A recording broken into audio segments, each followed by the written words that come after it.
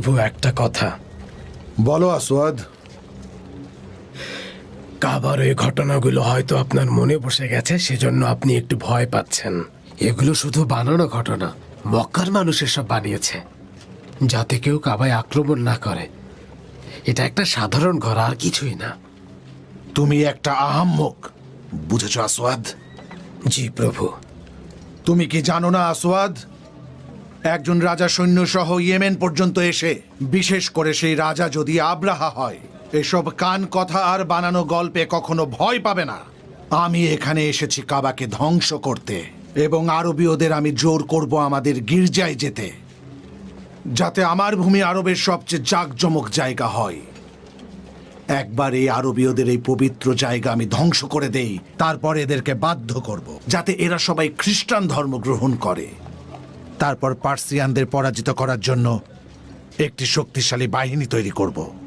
আমি আপনার কথা মন দিয়ে শুনছি প্রভু। আমার সৈন্যদের প্রস্তুত করেছি শুধু সেই দিনের অপেক্ষায়। মক্কায় গিয়ে ওই কাবা ঘরকে আক্রমণ করব বলে ওদেরকে পরাজিত করব। ওদের যত সম্পদ আছে সব নিয়ে নেব।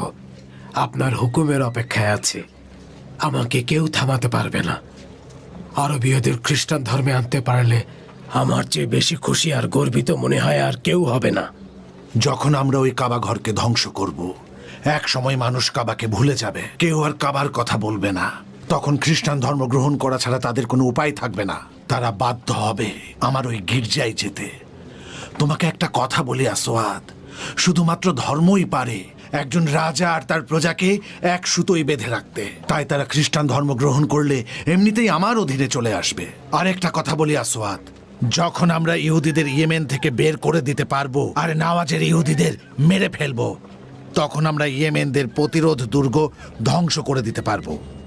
আর একবার আমরা যদি ওই কাবা ঘর ধ্বংস করতে পারি, একবার শুধু ওই মক্কার মানুষদের হাতে নিতে পারি, তাহলে এই পুরো আরব আমাদের হাতের মুঠোয় চলে আসবে। তুমি নিশ্চিন্ত থাকো। আমি এত বড় সৈন্যবহর নিয়ে এসেছি ভয় পেয়ে ফিরে যাওয়ার জন্য নয়।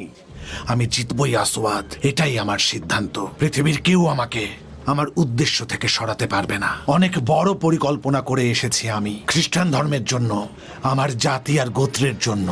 আমি খ্রিস্টান ধর্মের জন্যই এত কিছু করেছি।